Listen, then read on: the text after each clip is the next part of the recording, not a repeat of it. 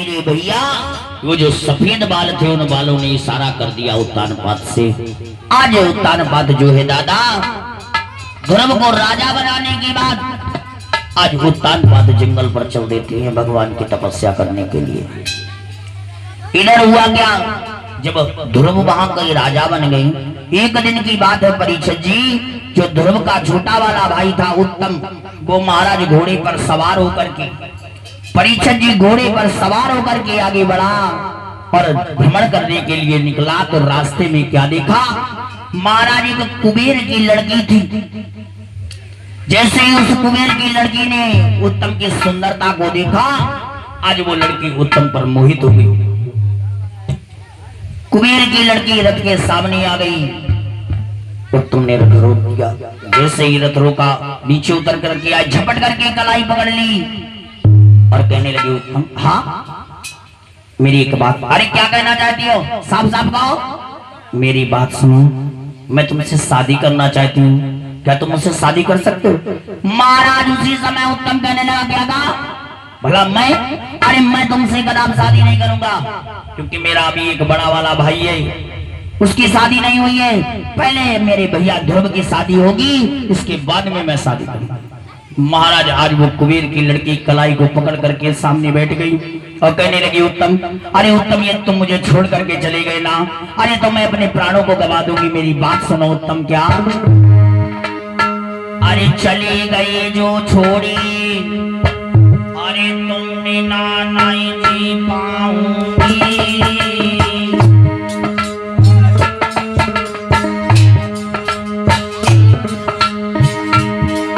अरे चले गए जो छोड़ी, तुमने ना नहीं जी पाऊंगी। मोली जो संग लगाए के दर दर ठोकर खाऊंगी, संग में लियो लगाई है।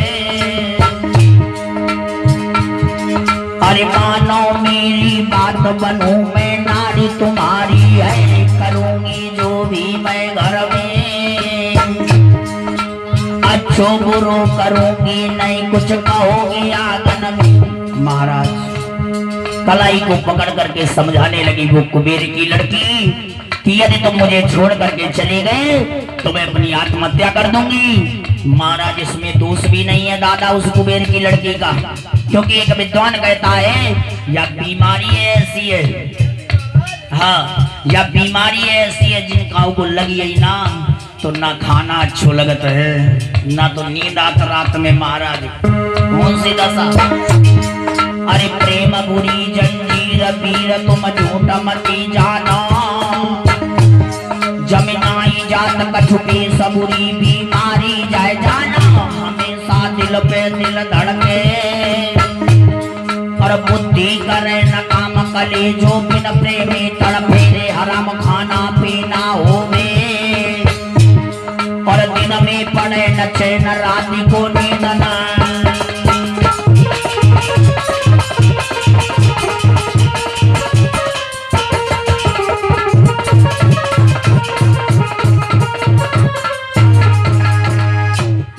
भैया आज उसी समय हुआ क्या, जैसे ही परीक्षित जी उस कुबेर की लड़की ने कलाई को पकड़ा, कहने लगी मैं अपनी आत्महत्या कर दूंगी यदि तुम मुझे नहीं लेकर के गए।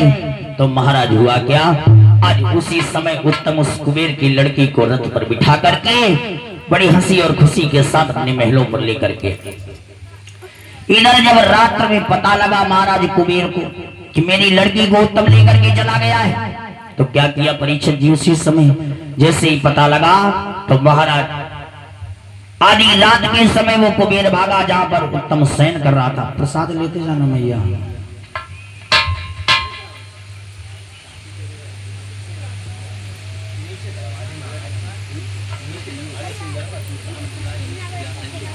अच्छा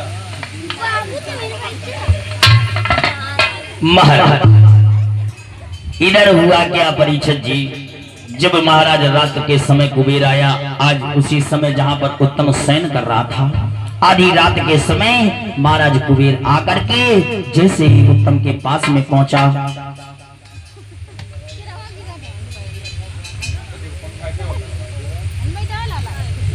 महाराज हाथ पर छुरा ले लिया और आज उसी समय क्या किया, अरे बाई समय के बीच में अल्लाह तेग उठाई,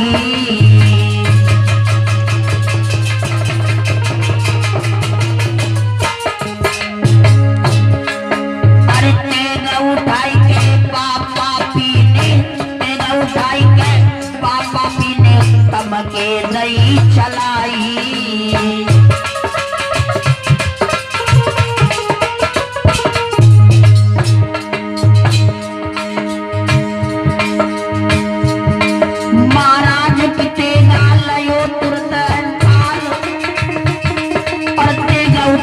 पापी ने बेटा के सही चला,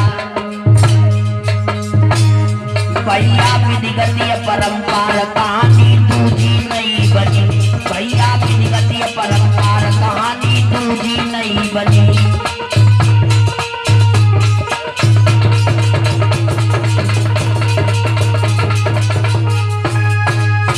महाराज क्या किया, आज जैसे ही उत्तम के सीने पर महाराज वो छुरी भोंक दी, इधर उत्तम का अंत कर दिया।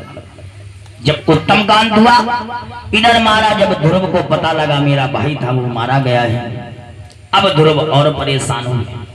महाराज जब ध्रुव परेशान हुए तो दोबारा से परीक्षित जी ध्रुव जाते जंगल पर भगवान की तपस्या करने के लिए। जाकर के जब भगवान की तपस्या की, भगवान प्रसन्न होकर के कहने लगे बेटा वरदान मांग लो, अरे अपने धाम के लिए जाओगे या हमारे धाम के लिए जाओगे। ध्रुव कहने लगा प्रभु अब मुझे अयोध्या नहीं लौट करके जाना है, अब तो प्रभु बस आपके धाम पर चलना है। उसी समय भगवान ने वरदान दे दिया कि जाओ बेटा मैं तुम्हें वरदान देता हूँ, जब तक ये सूरज चांद रहेगा तब तक बेटा ये संसार के लोग तुम्हारा नाम लेंगे। महाराज जिसे आज हम और आप लोग जानते हैं ध्रुव तारा के नाम से जाना जाता है, यही है महाराज ध्रुव। बोलिए भक्तवत्सल भगवान की। महाराज इस प्रकार से आज ध्रुव की परीक्षा सफल होती है। श्री सुखदेव जी वर्णन कर रहे हैं उत्तरानंदन महाराज परीक्षित।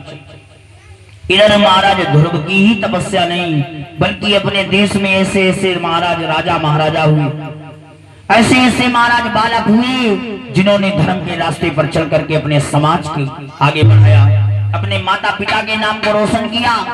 महाराज नन्हे नन्हे से बालक। इसीलिए परीक्षित जी अरे बड़ा पवित्र देश अपना ये भारत है महाराज। कभी आपने ये सुना है महाराज किसी दूसरे देश के आगे माँ का दर्जा नहीं दिया गया होगा दादा, लेकिन अपने इस भारत देश के आगे माँ का दर्जा दिया गया है। कहते हैं भारत माता। महाराज ये इतना पवित्र देश है। अरे भारत देश की बात छोड़ो, अपना ये प्रांत उत्तर प्रदेश महाराज जिसमें नगर अयोध्या में प्रभु श्री राम का अवतार हुआ, मथुरा में महाराज भगवान कन्हैया का अवतार हुआ, इतना पवित्र देश रहा है भारत। शुरुआत से लेकर के आज तक महाराज ये वीरों का क्षेत्र रहा है। जरा गौर करना, जो भारत है ना, अरे ये भारत तो शान पे मरो है, ये भारत शान पे मरो है और इज्जत ना गई है मेरे देश की। भारत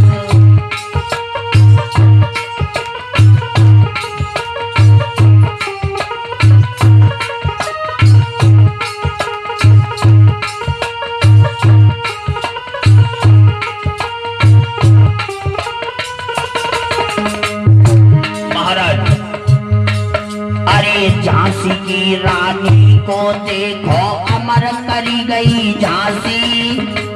परीक्षित जी अरे अपने देश के महाराज नौजवानों की बात छोड़ दीजिए, ये घूंघट की आड़ पर चलने वाली महिलाएं भी किसी से कम नहीं हुई दादा। गौर करो महाराज रानी लक्ष्मीबाई को। अरे झांसी की रानी को देखो अमर करी गई झांसी, और हंसते हंसते भगत सिंह ने, हंसते हंसते भगत सिंह ने गले में दे लई फांसी। हंस के हंस के हंस के देश पे मरो है, इज्जत ना गई है भारत देश की। भारत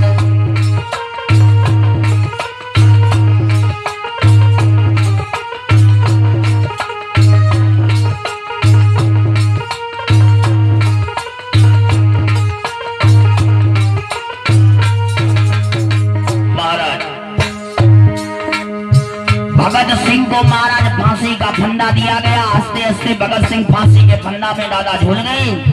भगत सिंह अपने जीवन पर कभी नहीं रोए, लेकिन दादा वक्त की बलिहारी देखिए, समय देखिए, एक दिन भगत सिंह भी रोए। कब रोए? अंग्रेजों के जेलर ने कहा एक बात बता भगत सिंह। क्या? अरे कोई अपने घर के प्रति नहीं मरता, कोई अपने परिवार के प्रति नहीं मरता, कोई अपने गांव के प्रति नहीं मरता, तुम सारे देश के प्रति मर रहे हो। आखिर में तुम्हारा गुरु कौन है? गुरु। जैसे ही गुरु का नाम सुना तो आज भगत सिंह की आंखों पर आंसू आ गए। भगत सिंह के गुरु का नाम था स्वामी दयानंद। सबसे पहले स्वामी दयानंद जी ने दादा आवाज उठाई थी, अंग्रेजों भारत छोड़ो। महाराज उन्हें जहर दे करके मार दिया गया था दादा। अरे कौन सा है अपराध भ्रात जो